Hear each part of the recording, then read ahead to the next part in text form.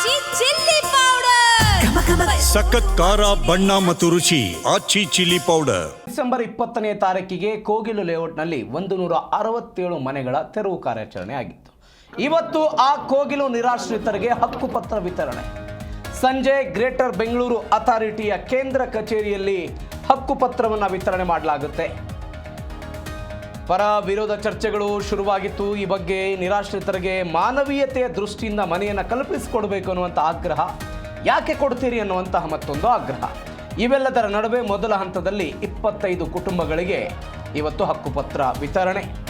ರಾಜೀವ್ ಗಾಂಧಿ ವಸತಿ ಸಂಕೀರ್ಣದಲ್ಲಿ ಮನೆಯನ್ನು ಹಂಚಿಕೆ ಮಾಡಲಾಗುತ್ತೆ.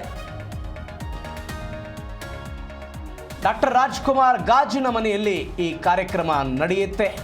ಕೋಗಿಲು ಲೇಔಟ್ನ ಈ ನಿವಾಸಿಗಳಿಗೆ ಮನೆ ಹಂಚಿಕೆ. ಇದರ ಬಗ್ಗೆ ಹೆಚ್ಚಿನ ಡೀಟೇಲ್ಸ್ ಕೊಡ್ತಾರೆ ನಮ್ಮ ಪ್ರತಿನಿಧಿ ಮಂಜುನಾಥ್. ನೇರ ಸಂಪರ್ಕಕ್ಕೆ ಸಿಗ್ತಿದ್ದಾರೆ. ಮಂಜುನಾಥ್, ಡಿಸೆಂಬರ್ 20ನೇ ತಾರೀಕಿನ ತನಕ ಈ ಕ್ಷಣದವರೆಗೂ ಈ ವಿಚಾರದ ಬಗ್ಗೆ, ಮನೆ ಹಂಚಿಕೆ ಬಗ್ಗೆ ಪರ ವಿರೋಧ ಎಲ್ಲ ಚರ್ಚೆಗಳು ನಡೀತಾ ಇದೆ. 167 ಅಂತ ಹೇಳ್ತಿದ್ದಾರೆ, ಅದರ ಪೈಕಿ 25 ಜನರಿಗೆ ಮನೆ ಅಂತ ಇವತ್ತು.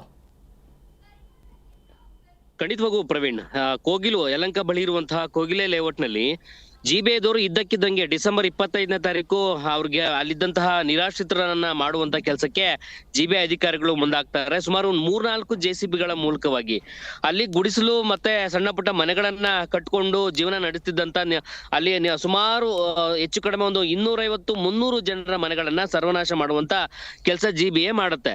ಆ ಒಂದು ಹಿನ್ನೆಲೆಯಲ್ಲಿ ಈ ಒಂದು ಘಟನೆ ಸಂಬಂಧಪಟ್ಟಾಗೆ ಕೇರಳ ಸರ್ಕಾರ, ಪಾಕಿಸ್ತಾನದಲ್ಲೂ ಕೂಡ ಈ ಒಂದು ದೊಡ್ಡ ಮಟ್ಟದ ವಿಚಾರವಾಗಿ ಚರ್ಚೆ ಕೂಡ ಆಗತ್ತೆ. ಕರ್ನಾಟಕ ರಾಜ್ಯ ಸರ್ಕಾರ ಮುಜುಗರಕ್ಕೆ ಈಡಾಗುವಂತ ಕೆಲಸ ಈ ಒಂದು ಘಟನೆಯಿಂದ ಆಗತ್ತೆ. ಒಟ್ಟು 167 ಮನೆಗಳನ್ನ ಕೆಡವಿದಂತ ಒಂದು ಜಿಬಿಐ ಅಧಿಕಾರಿಗಳ ವಿರುದ್ಧವಾಗಿ ಸರ್ಕಾರ ಕೂಡ ತರಾಟೆಗೆ ತೆಗೆದುಕೊಳ್ಳುವಂತ ಕೆಲಸ ಆಗುತ್ತೆ. ಎಲ್ಲವನ್ನೂ ಕೂಡ ನೀವು ಪರಿಶೀಲನೆ ಮಾಡಿದ್ರ ಅಲ್ಲಿದ್ದಂತ ಮನೆಗಳು ಸಂಬಂಧಪಟ್ಟಾಗಿರುವಂತ ಮನೆಗಳಿಗೆ ಮಾಹಿತಿಯನ್ನ ಕೊಟ್ರೆ ಎನ್ನುವಂತ ಹೇಳಿ ತರಾಟೆಗೆ ತೆಗೆದುಕೊಂಡಂತ ಬಳಿಕ DCM DK ಶಿವಕುಮಾರ್ ಅವರು ಕೂಡ ಅಲ್ಲಿ ವಿಸಿಟ್ ಅನ್ನ ಮಾಡ್ತಾರೆ. ಸಂಬಂಧಪಟ್ಟ ಅಧಿಕಾರಿಗಳು ಕೂಡ ವಿಸಿಟ್ ಮಾಡ್ತಾರೆ. ಜೊತೆಗೆ ದಿನ ಕಳೆದಂತೆ ಸಿಕ್ಕಾಪಟ್ಟೆ ವೈರಲ್ ಆಗುವಂತ ಕೆಲಸ ಏನಾಗುತ್ತೋ ರಾಜ್ಯ ಸರ್ಕಾರ ಕೆಂಗಣ್ಣಿಗೆ ಗುರಿಯಾಗುವಂತ ಕೆಲಸ ವಿರೋಧ ಪಕ್ಷದವರ ಕಣ್ಣಿಗೆ ಕೂಡ ಗುರಿ ಆಗತ್ತೆ. ಅದಾದ ಬಳಿಕ ಜಿಬಿಐ ಅಧಿಕಾರಿಗಳು, ಸಂಬಂಧಪಟ್ಟ ಬೇರೆ ಬೇರೆ ಅಧಿಕಾರಿಗಳು ಎಲ್ಲರೂ ಕೂಡ ಆ ಒಂದು ಜಾಗಕ್ಕೆ ಪರಿಶೀಲನೆಗಂತ ಹೋಗ್ತಾರೆ. ಡಾಕ್ಯುಮೆಂಟ್ ಗಳನ್ನ ಪರಿಶೀಲನೆ ಮಾಡ್ತಾರೆ. ಆಧಾರ್ ಕಾರ್ಡ್ ಆಗ್ಬೋದು, ರೇಷನ್ ಕಾರ್ಡ್ ಆಗ್ಬೋದು, ವೋಟರ್ ID ಆಗ್ಬೋದು, ಸಂಬಂಧಪಟ್ಟ ಏನೆಲ್ಲ ದಾಖಲೆಗಳನ್ನ ನಾವು ಪರಿಶೀಲನೆ ಮಾಡ್ಕೊಂಡು ಅಲ್ಲಿರುವಂತ ಒಂದು ನಿರಾಶ್ರಿತರಿಗೆ ನಾವು ಸೂಕ್ತವಾದ ಮನೆಗಳನ್ನ ಕಲ್ಪಿಸಬಹುದು ಎನ್ನುವಂತ ನಿಟ್ಟಿನಲ್ಲಿ ಡಾಕ್ಯುಮೆಂಟ್ ಅನ್ನು ಕಲೆಕ್ಟ್ ಮಾಡ್ಕೊಳ್ತಾರೆ.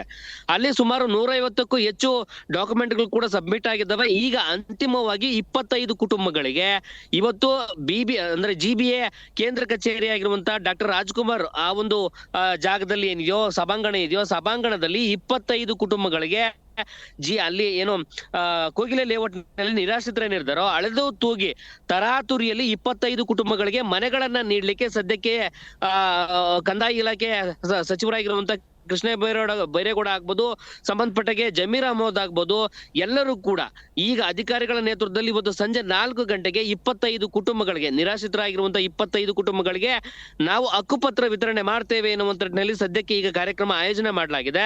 ಆದ್ರೆ ಈಗ ಮತ್ತೊಂದು ಪ್ರಶ್ನೆ ಉದ್ಭವ ಆಗ್ತಾ ಇದೆ. ಸರಿಸುಮಾರು 8-9 ವರ್ಷಗಳಿಂದ ರಾಜೀವ್ ಗಾಂಧಿ ವಸತಿ ನಿಲಯದಲ್ಲಿ ನಮಗೆ ಮನೆಯನ್ನ ಕಲ್ಪಿಸುತ್ತೆ ಎನ್ನುವಂತ ನಿಟ್ಟಿನಲ್ಲಿ ಅರ್ಜಿಗಳನ್ನು ಸಲ್ಲಿಕೆ ಮಾಡಿದ್ರು. 48,000ರಿಂದ 52,000ವರೆಗೂ ಕೂಡ ಅರ್ಜಿಗಳನ್ನ ಸಲ್ಲಿಕೆ ಮಾಡಿದ್ದಾರೆ. ಅರ್ಜಿಗಳನ್ನು ಸಲ್ಲಿಕೆ ಮಾಡಿ 1 ಲಕ್ಷ, 2 ಲಕ್ಷ, ಸರಿಸುಮಾರು 10 ಲಕ್ಷವರೆಗೂ ಕೂಡ ದುಡ್ಡನ್ನ ಪಾವತಿ ಮಾಡುವಂತ ಕೆಲಸ ಆಗಿದೆ. ಪಾವತಿ ಮಾಡಿ 8-9 ವರ್ಷಗಳಾಗಿದ್ರು ಕೂಡ, ಅರ್ಜಿಗಳನ್ನ ಸಲ್ಲಿಕೆ ಮಾಡಿ 8-9 ವರ್ಷಗಳಾಗಿದ್ರು ಕೂಡ ನಮಗೆ ಮನೆ ಸಿಕ್ಕಿಲ್ಲ. ಆದ್ರೆ ನಿನ್ನೆ ಮೊನ್ನೆ ಯಾರೋ ಮನೆ ಕಳೆದುಕೊಂಡವ್ರಿಗೆ ರಾಜೀವ್ ಗಾಂಧಿ ವಸತಿ ಯೋಜನೆಯಡಿ ನೀವು ಮನೆಗಳನ್ನ ಹೇಗೆ ಕೊಡ್ಲಿಕ್ಕೆ ಸಾಧ್ಯ ಎನ್ನುವಂತ ಪ್ರಶ್ನೆ ಅಂತೂ ಉದ್ಭವ ಆಗ್ತಾ ಇದೆ. ಈ ಮೂಲಕವಾಗಿ ಸಂಜೆ ಆಯೋಜನೆ ಆಗ್ತಿರುವಂತ ಕಾರ್ಯಕ್ರಮಕ್ಕೆ ಸಾಕಷ್ಟು ಆರೋಪ ಮತ್ತು ಪ್ರತ್ಯಾರೋಪಗಳಿದಾವೆ, ಪರ ವಿರೋಧಗಳಿದಾವೆ. ಗಲಾಟೆ ಆಗುವಂತ ಸಾಧ್ಯತೆಗಳು ಕೂಡ ಹೆಚ್ಚಾಗಿ ಕಾಣಿಸ್ತಾ ಇದೆ Praveen. Okay Manjunath, thank you ನಿಮ್ಮೆಲ್ಲ ಡೀಟೇಲ್ಸ್ಗೆ.